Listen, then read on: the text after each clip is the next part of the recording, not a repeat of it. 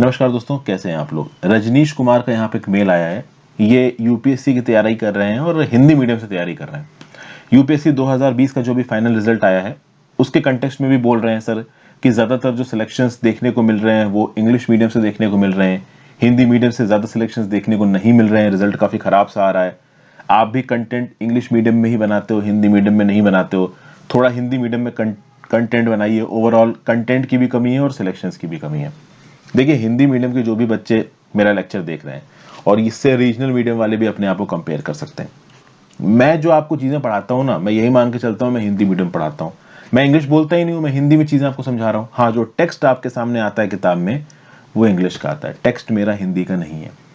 अब वैसे तो देखा जाए आज की जितने भी कोचिंग इंस्टीट्यूट हैं बड़े बड़े, वो अपनी कोचिंग अंग्रेजी और हिंदी दोनों में चला रहे हैं। ऐसा नहीं कि उनकी कोचिंग सिर्फ अंग्रेजी में ही चल रही है, वो हिंदी का भी करंट अफेयर्स का कंटेंट वगैरह सब आपको अवेलेबल करवाते हैं। लेकिन अब आप यूपीएससी की अप्रोच भी समझो। अगर आप ये सोचते हो कि केवल हिंदी मीडियम से ही मैं पूरी पूरी तैयारी करूंगा और इंग्लिश को मैं समझने की कोशिश नहीं करूंगा, ओवरऑल अपने आप को इंग्लिश में मैं इन्वॉल्व नहीं कराऊंगा, तो आपको प्रॉब्लम हो जाएगी।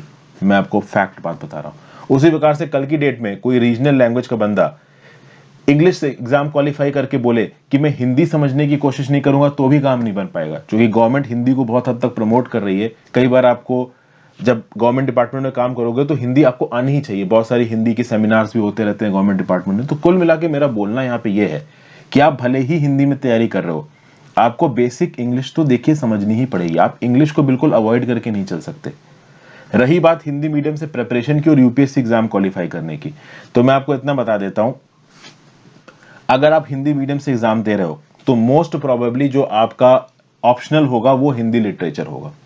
ठीक है, मैं ये मान के चल रहा हूं डिफॉल्ट। ज्यादातर केसेस में जो हिंदी मीडियम से एग्जाम देते हैं उनका जो ऑप्शनल होता है वो हिंदी लिटरेचर होता है। ठीक है, तो हिंदी लिटरेचर में तो आपको वैसे भी हिंदी में ही लिखना है।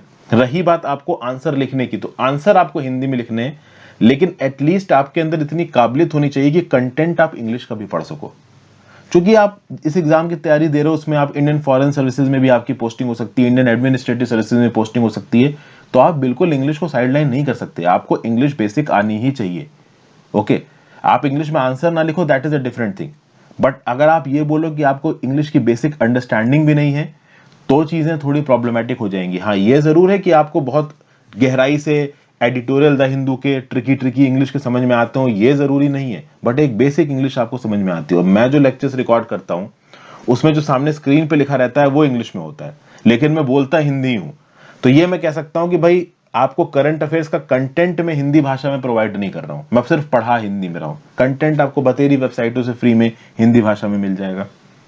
लेकिन जो चीज अंग्रेजी में आपके सामने लिख रखी है उसका मतलब समझने की काबिलियत आपके पास होनी चाहिए। आप हिंदी मीडियम से एग्जाम दे रहे हो और आप ये बोलो कि आपको इंग्लिश मीडियम बिल्कुल समझ में ही नहीं आ रहा है, ये अप्रोच आपकी गड़बड़ा जाएगी, गलत पड़ जाएगी, ये सस्टेनेबल नहीं है।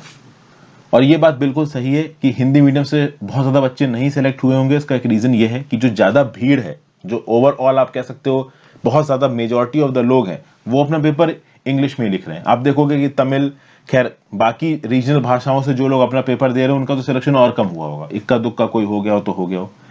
अंग्रेजी के बाद जिसने हिंदी में पेपर लिखे उन्हीं का ज्यादा सिलेक्शन हुआ होगा। और इस बार ज्यादा लोग सुनने में नहीं आ रहे हैं। पहले निशान जैन वगैरह 13 रैंक और लोग सुनने में आ जाते थे। इस बार ऐसा कोई मेरी सुनने में नहीं आया। हो सकता हो यहाँ पे कोई, अगर ऐसा कोई हो तो नीचे कमेंट बॉक्स में बताइए। तो आप हिंदी मीडियम से पेपर दो, कोई प्रॉब्लम नहीं हिंदी मीडियम से पेपर देने में। ऐसा कोई डिस्क्रिमिनेशन आपके अगेंस्ट नहीं हो रहा है। मोस्ट प्रॉब्लली आप हिंदी लिटरेचर में अपने आंसर्स को लिखोगे, हिंदी लिटरेचर का ही अपना ऑप्शनल रखा होगा आपने। उसके साथ साथ हिंदी मीडियम में आप आंसर लिख रहे हैं। हाँ, कंटेंट किसी एक कोचिंग इंस्टीट्यूट का करंट का उठा लीजिए, वीडियोस तो आप कहीं भी देख लो यार। मैं बोल तो हिंदी में रहा हूं ना, ज्यादातर लोग पढ़ा तो आपको हिंदी में रहे ना। आपके सामने जो टेक्स्ट है वो इंग्लिश में लिखा है, उसका हिंदी वर्जन आप किसी और सोर्स से उठा लो। अपने करंट अफेयर्स के नोट आप खुद हिंदी भाषा में कन्वर्ट करके लिख लो। क्योंकि अगर आप हिंदी मीडियम के हैं तो हिंदी मीडियम से आपकी ठीक ठाक प्रैक्टिस होगी, तो आप उसको कन्वर्ट करके अपनी भाषा में लिख सकते हैं, किसी दूसरे हिंदी के नोट्स को रेफर कर सकते हैं।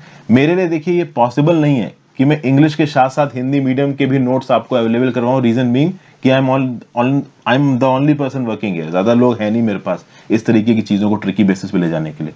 बड़ी बड़ी कोचिंग इंस्टीट्यूट जो अपने कंटेंट बेचती हैं वो लोग तो हिंदी मीडियम के भाषा में भी, साउथ इंडिया में चले जाइए तो दूसरी भाषाओं में भी कंटेंट बेच रहे हैं, वो एक अलग चीज है। बट आप अपनी अप्रोच थोड़ी सी बदलो। जितने भी हिंदी मीडियम के लोग हैं उनसे मैं बोलूंगा कि आप अपनी अप्रोच थोड़ी सी बदलिए। थोड़ा बहुत आप इंग्लिश की तरफ भी जाइए। एटलीस्ट बेसिक अंग्रेजी तो आपको समझ में आनी चाहिए। इतना आपका लेवल होना चाहिए कि अगर सवाल अंग्रेजी में लिखा हुआ है तो आप सवाल को अंग्रेजी में समझ के हिंदी में उसका आंसर लिख सको। ये ना हो कि अब आपको सवाल भी हिंदी में ही चाहिए तो ही आप हिंदी में आंसर लिख पाओगे। कंटेंट अंग्रेजी में लिखा है तो भी आपको समझ में आना चाहिए, आंसर भले ही आप उसका हिंदी में लिखो। इस हद तक आप अंग्रेजी को इग्नोर नहीं कर सकते। जिस सर्विस में आप जा रहे हो, अंग्रेजी सीखना मैंडेटरी है, जरूरी है, तो उसको सीखने की आदत अभी से डालना शुरू कर दीजिए। ये मेरा सुझाव है आपको। आई होप आपको चीजें थोड़ी क्लियर हो गई हो। वीडियो पे लाइक का बटन दबा दीजिएगा, चैनल को शेयर सब्सक्राइब कर लीजिए, हो सके तो ज्वाइन बटन दबा के हेल्प करें, इंस्टाग्राम पे फॉलो कर लें, टेलीग्राम ग्रुप ज्वाइन कर लें, हर चीज का लिंक नीचे डिस्क्रिप्शन बॉक्स में दे रखा है। Good bye.